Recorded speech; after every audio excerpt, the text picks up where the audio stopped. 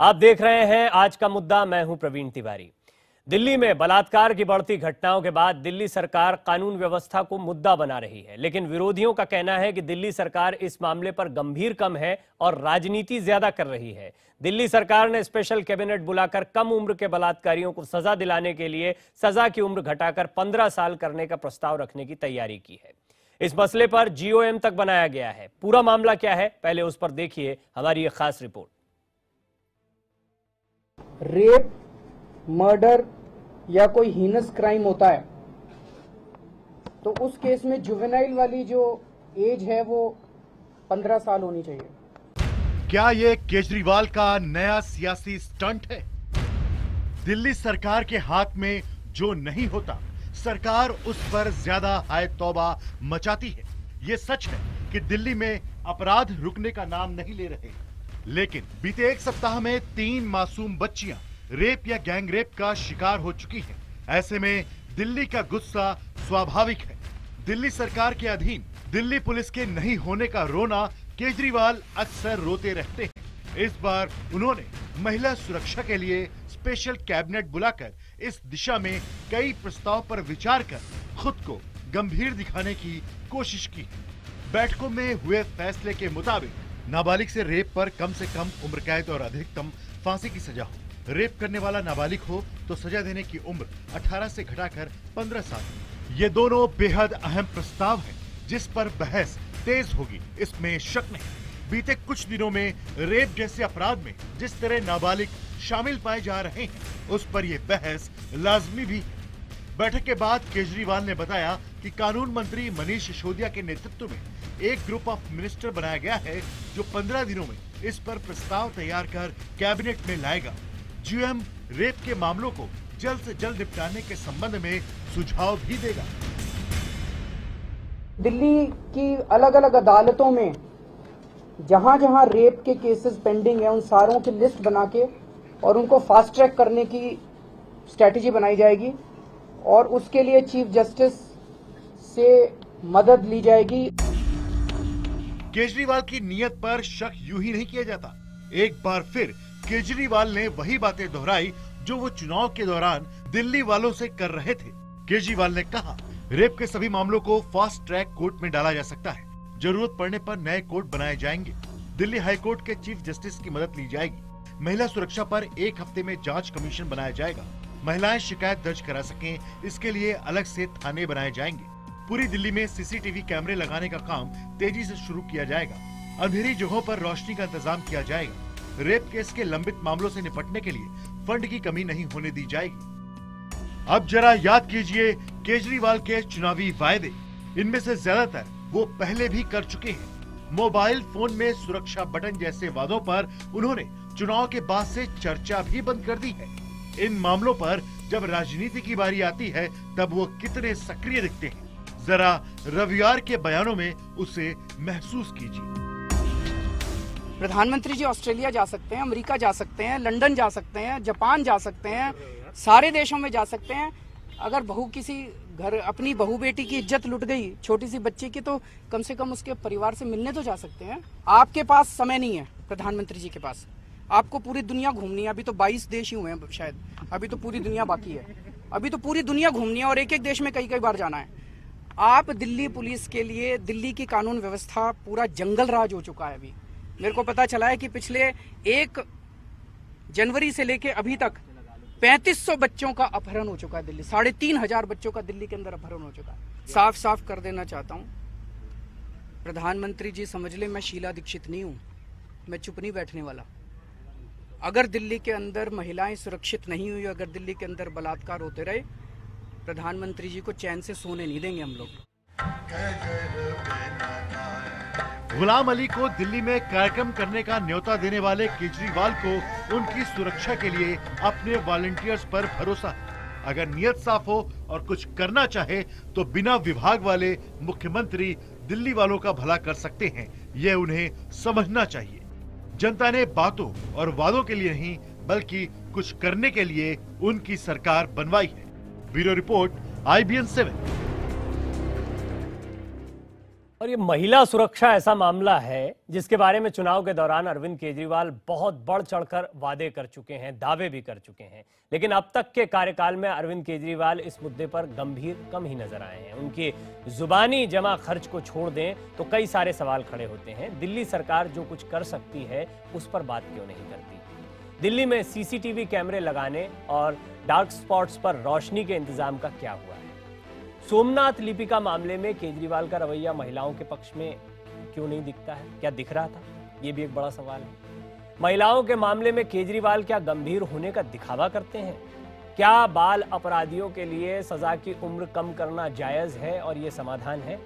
क्या बाल अपराधियों को फांसी या उम्र कैद की सजा मिलनी चाहिए? ये भी एक बहुत महत्वपूर्ण सवाल है, महत्वपूर्ण मुद्दा है जो आज उठाया गया है। लेकिन बड़ी बात यह है कि अरविंद केजरीवाल क्या राजनीति कर रहे हैं? अरविंद केजरीवाल लगातार जब भी बात करने आते हैं तो उनका ज्यादातर समय इसमें बीतता है कि प्रधानमंत्री नरेंद्र मोदी क्या कर रहे हैं और उन्होंने क्या नहीं किया है और कितनी विदेश यात्राएं कर रहे हैं। अरविंद केजरीवाल क्या कर रहे हैं, क्या कर सकते हैं, पर वो हमेशा चुप हो जाते हैं। और यही वजह है कि आज का मुद्दा कार्यक्रम में भी आम आदमी पार्टी की तरफ से हमने तमाम नेताओं से बात की, कोई प्रतिनिधि इस पर जवाब देने के लिए तैयार नहीं है। शायद आम आदमी पार्टी के पास जवाब ही नहीं है। कार्यक्रम की शुरुआत करते हुए मैं पहले तो ये आम आदमी पार्टी की जो खाली कुर्सी रखी हुई है, इस पर अगर कोई आम आदमी पार्टी का प्रतिनिधि या वरिष्ठ नेता जिम्मेदारी के साथ इस शो के दौरान भी हिस्सा बनना चाहता है तो हम उसकी बात को शामिल करेंगे, वो अपनी बात रखे। लेकिन जैसा आम आदमी पार्टी लगातार कह रही कि हम आज का मुद्दा कार्यक्रम में शामिल नहीं होंगे, साफ बताता है कि आम आदमी पार्टी जवाब देने से डर रही है। मेरे साथ जो मेहमान जुड़े हैं इस खास चर्चा में, जरा उनका परिचय मैं आपसे करवा देता हूं। मेरे साथ विजेंद्र गुप्ता जी जो कि बीजेपी के नेता हैं वो जुड़ रहे हैं, साथ ही साथ मेरे साथ बरखा सिंह जी जुड़ रही हैं, कांग्रेस की नेता हैं बड़ी, और मेरे साथ कमल मित्रा चुनाय, प्रोफेसर कमल मित्रा चुनाय जुड़ रहे हैं जो कि आम आदमी पार्टी के सदस्य रह चुके हैं, और मेरे साथ पूर्व एसीपी दिल्ली पुलिस आमोद कंठ साहब भी जुड़ रहे हैं, ज्वाइंट सीपी रह चुके हैं दिल्ली पुलिस के। कंठ साहब आपका भी बहुत स्वागत है। प्रोफेसर चुनाय, शुरुआत आपसे करना चाहूंगा। अभी जैसा मैंने कहा, आम आदमी पार्टी को आप बेहतर तरीके से जानते हैं, आप सदस्य भी रह चुके हैं पार्टी के। अरविंद केजरीवाल ने आज जो कुछ कहा है, क्या उससे उनकी कोई गंभीरता झलकती है? क्या इस बड़ी समस्या का कोई समाधान दिखाई पड़ता है? 3, 4, 5, 6 मैं एक चीज पे कहना चाहता हूं कि ये जो वो कदम उठाना चाहते हैं, ये ग्रुप ऑफ मिनिस्टर्स को तय नहीं करना चाहिए। यदि जुवेनाइल्स की उम्र 18 से 15 को वो कम करना चाहते हैं और फांसी और लाइफ इम्प्रिजनमेंट की बात करते हैं, तो एक कमेटी होनी चाहिए जिसमें जुवेनाइल स्कूल्स का कोई हो, कोई साइकोलॉजिस्ट हो, कोई पुलिस ऑफिसर जो इन मुद्दों से के बारे में जानता है, और कुछ लोग जो जुवेनाइल्स को की देखभाल करते हैं बाद में। इस तरह की कमेटी हो कि कोई राजनीतिज्ञ ये सारी बात नहीं मानेगा। हाँ। और लॉ एंड ऑर्डर तो हम दिल्ली सरकार का मुद्दा नहीं है, वो तो केंद्र सरकार के नीचे आता है। कुछ करने से ज्यादा कुछ करने का दिखावा करना ज्यादा दिखाई देता तो है। मतलब हम कुछ कर रहे हैं के लिए कुछ तो करना ही है, तो ग्रुप ऑफ मिनिस्टर बना दीजिए।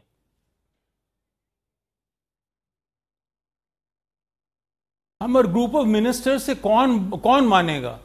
अब यदि महिला पे हो तो वो बरखा जी को या किसी और को बुला सकते हैं। एक्सपर्ट्स जो एरिया में हैं उनको आना चाहिए, क्योंकि 18 उम्र से 15 उम्र तक करना, और जहां तक मौत का दंड है वो सर्वोच्च न्यायालय ने कह दिया कि it should be in the rarest of rare cases, तो वो भी आपके हाथ में नहीं है। आपने भी जो एक बात शुरुआती जवाब में कही है, वो बड़ा सवाल खड़ा हो रहा है कि केंद्र सरकार के अंडर आती है दिल्ली पुलिस, और अरविंद केजरीवाल बार बार यही कहते हैं। विजेंद्र गुप्ता जी, केंद्र सरकार के अंदर या गृह मंत्रालय के अंडर आती है दिल्ली पुलिस, बार बार अरविंद केजरीवाल यही बात रखते हैं।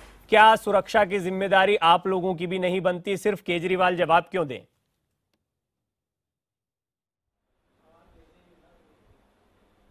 2012 पॉक्सो एक्ट जब बना था, तब इन तमाम चीज़ों पर बहुत गहनता से, गहराई से विचार विमर्श हुआ था, और हर तरह की उम्र पर पूरा विचार विमर्श हुआ था, और उसके बाद एक यूनानिमिटी के साथ पार्लियामेंट से एक्ट पास हुआ था। और वो लागू हुआ है। तो आज जो केजरीवाल कह रहे हैं और कर रहे हैं, इस पर बहुत चर्चा हुई है, लेकिन वो सिर्फ राजनीतिकरण करना चाहते हैं विषय का। वो अपनी सरकार के फेलियर को छुपाने के लिए लोगों का ध्यान डाइवर्ट करना चाहते हैं। वो आज गवर्नमेंट में है, ये उनको ध्यान रखना चाहिए। एजिटेशनिस्ट की अप्रोच उनको लगता है सबसे सही अप्रोच है, क्योंकि इसमें अपनी जिम्मेदारी से पल्ला झाड़ने का बहुत अच्छा अवसर होता है। तो वो अपनी जिम्मेदारी से पल्ला झाड़ रहे हैं। आज उनकी सरकार में करप्शन के कई मामले उठ रहे हैं। उनको लगता है कि चीनी का घोटाला अगर कल को सुर्खियां बनने लगेगा तो उनको जवाब देना मुश्किल हो जाएगा। इसलिए वो बात करो जो दूसरे के अधिकार क्षेत्र में हो और अपनी जिम्मेदारी से बच जाओ। तो नटशेल में मैं ये कहूंगा कि वो जो कुछ भी कर रहे हैं वो बहुत गैर जिम्मेदार बात कर रहे हैं, गैर जिम्मेदाराना तरीके से कर रहे हैं। और इससे पहले भी उन्होंने सदन की बैठक बुलाई थी, मैं उनको याद दिलाना चाहता हूं। मैं पूछना चाहता हूं कि उस बैठक में जो कुछ हुआ था एक नाटकीय ढंग से, उसका अमल क्या हुआ? सरकार ने में आने से पहले मैनिफेस्टो में बहुत सारे वायदे किए थे, उनका क्या हुआ? आप ये सवाल तो हम पूछ ही रहे हैं, ये सवाल तो हम पूछ ही रहे हैं, लेकिन जवाब शायद आम आदमी पार्टी के पास नहीं है, इसलिए उसकी कुर्सी खाली पड़ी है। मैं लगातार इस शो के दौरान कहता रहूंगा, अगर आम आदमी पार्टी अपना पक्ष रखना चाहती है तो रखे, नहीं तो ये माना जाएगा कि आम आदमी पार्टी के पास जवाब है ही नहीं। वो इन जवाबों से, जवाब देने से बचना चाह रही है, सवालों से बचना चाह रही है। इस बीच मेरे साथ बहादुर बेटी निर्भया के माता पिता बद्रीनाथ सिंह जी और आभा देवी जी भी जुड़ रहे हैं। आप दोनों का भी बहुत स्वागत है।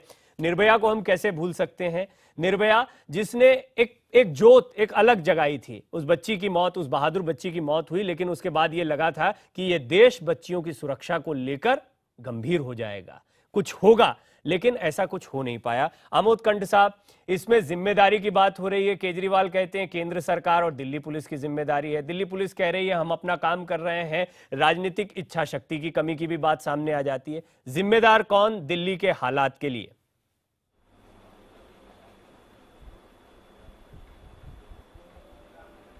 नहीं, देखिए, जिम्मेवार तो हर कोई है अलग अलग ढंग से। और जहाँ तक आप पुलिस की बात कर रहे हैं, अभी मैंने वो बयान सुना उनका, वो कह रहे थे कि 3300 बच्चे जो हैं उनको अगवा कर लिया गया या उनकी किडनैपिंग हो गई। पहली बात कि मैं स्पष्ट करना चाहूँगा कि अगर सही बात वो जानना चाहते हैं या कोई कहना चाहता है तो साल में, हर साल दिल्ली में कोई 3500 बच्चे जो हैं या उससे बड़ी संख्या में बच्चे जो हैं वो खो जाते हैं। ये मिसिंग चिल्ड्रन की बात है, अगवा करने की बात नहीं है। थोड़ा सा बहुत ही जिम्मेवार आदमी है ये लोग। जैसे पूरे साल में कोई 1,25,000 के आसपास बच्चे पूरे देश में खो जाते हैं, उनमें से हो सकता है इसकी संख्या की कोई 20-25 हज़ार बच्चे ऐसे जरूर हो सकते हैं जिनको कि किडनैप भी किया गया है, अगवा भी किया गया है। लेकिन तमाम खोए बच्चे को अगवा मानना मैं समझता हूं कि ये जायज़ नहीं है। पहली बात तो ये है, समझना पड़ेगा कि इसमें कौन से केसेस, हालांकि वैसे सुप्रीम कोर्ट, हाई कोर्ट ये कहती है, उनका आदेश है कि बच्चा अगर न मिले, 24 घंटे 48 घंटे नहीं मिलता है, तो आप किडनैपिंग का केस रजिस्टर करें, जो एकदम जायज़ है, क्योंकि उसके अलावा कोई इन्वेस्टिगेशन नहीं हो सकती है। हम मान के चलते हैं कि बच्चे अगर गायब हो गए, नहीं मिल रहे हैं, तो कहीं ना कहीं से किडनैपिंग की बात हो सकती है। दूसरी बात जो अभी चर्चा हो रही है, केंद्र सरकार और राज्य सरकार की बात कर रहे हैं। देखिए, दिल्ली राज्य नहीं है उस ढंग का। दिल्ली केंद्र शासित राज्य के समान ही राज्य है और इसकी तमाम जो सुविधाएं हैं इसके अंदर, इसमें जितने रिसोर्सेज हैं, इसमें जितने सारे, यहाँ सारी एम्बेसीज हैं, यहाँ पूरी सेंट्रल गवर्नमेंट का कार्यक्रम यहीं होता है, तमाम चीज़ें दिल्ली के अंदर मौजूद हैं। और इसको एक आम राज्य के समान मान करके चलना बहुत ही गलत बात है और गलत बात ये कही जा रही है। इसलिए इसमें इतने ढंग के पुलिस फोर्सेस, इतने ढंग के बॉडीज़ हैं, इतने ढंग के सिक्योरिटी सर्विसेज हैं, इन तमाम को मिला के चलने के लिए कोई ना कोई एक सेंट्रल अथॉरिटी की आवश्यकता होती है।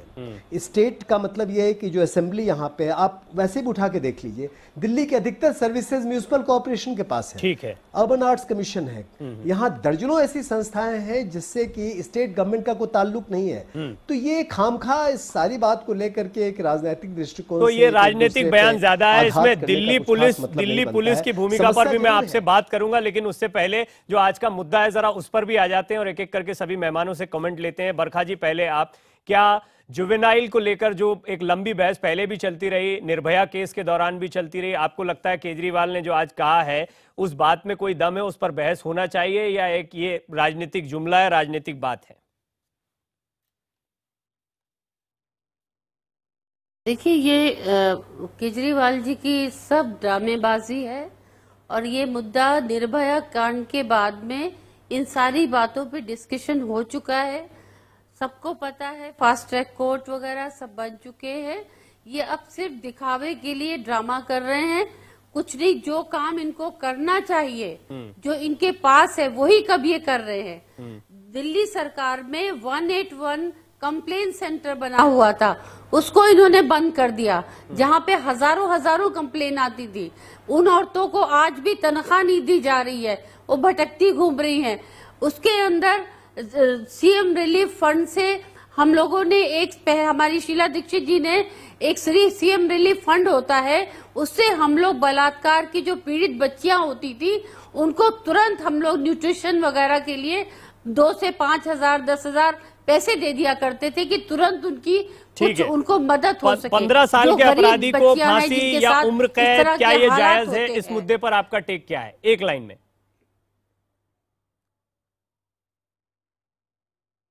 देखिए, ये लंबा डिस्कशन का ऐसा कोई मुद्दा, इसके ऊपर बाकायदा चर्चा होनी चाहिए और पहले भी सरकारों ने लिख के दिया हुआ है। आप इस पे अभी कुछ कहना चाहेंगे? आप रिजर्व रखेंगे अपनी बात दिया हुआ है।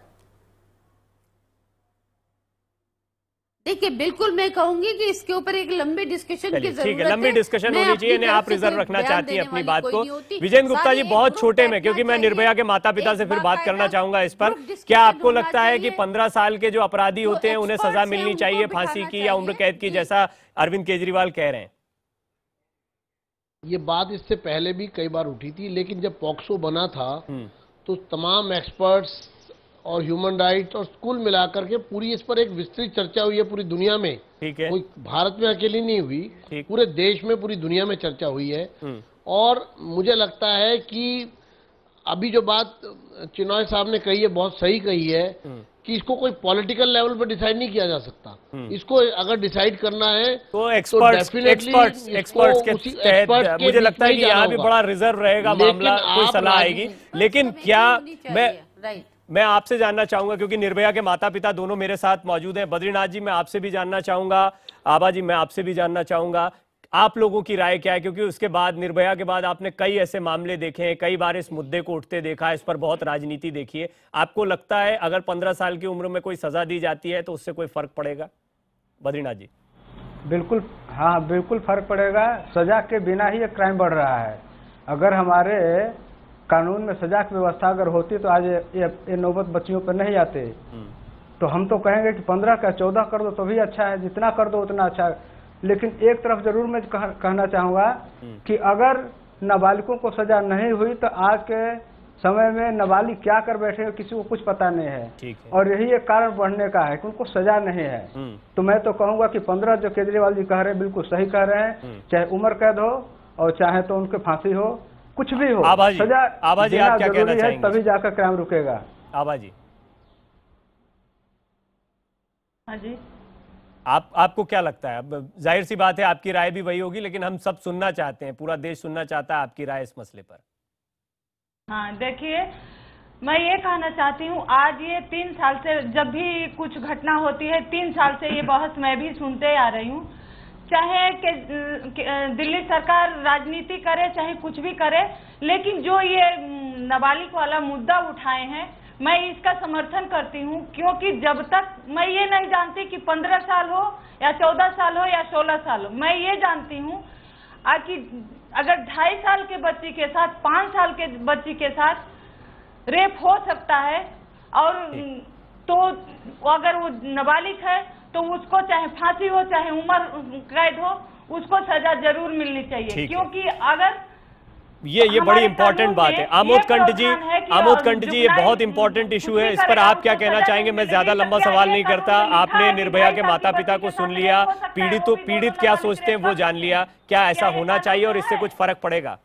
आमोद जी। मैं यही चाहती हूँ कि ठीक है आशा जी, एक मिनट रुक जाइए। से मतलब नहीं है, रुक जाइए आशा मतलब है ठीक है आमोद जी, बलात्कार हो रहा है चाहे वो ठीक है आशा जी, उसको सजा मिलनी चाहिए।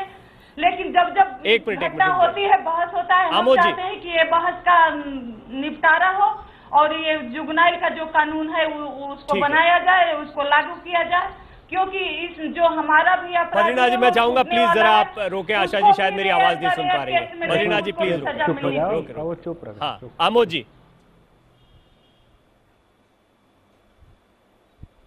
देखिए, अभी जो मैं सुन रहा हूँ कि पहले ये 16 से 18 साल तक की बात थी कि 18 साल अभी तक बच्चे की उम्र, भारतवर्ष में बच्चे की उम्र के बारे में फैसला किया गया कि कोई व्यक्ति बच्चा कहलाता 18 साल तक।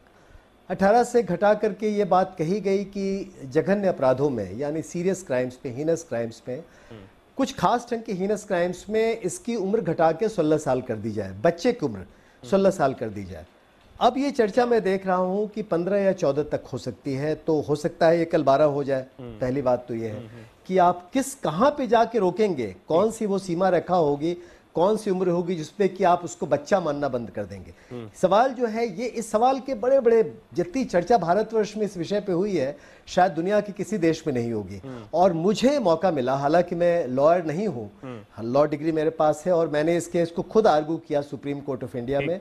और सुप्रीम कोर्ट ने जितने 2 बड़े बड़े जजमेंट, जिसमें ऐसी लंबी जजमेंट कभी नहीं हुई थी, Salil Bali versus government of India, Swamy versus government of India, इन दोनों केसेस में काफी आर्गुमेंट हुए, मैंने खुद आर्गू किया।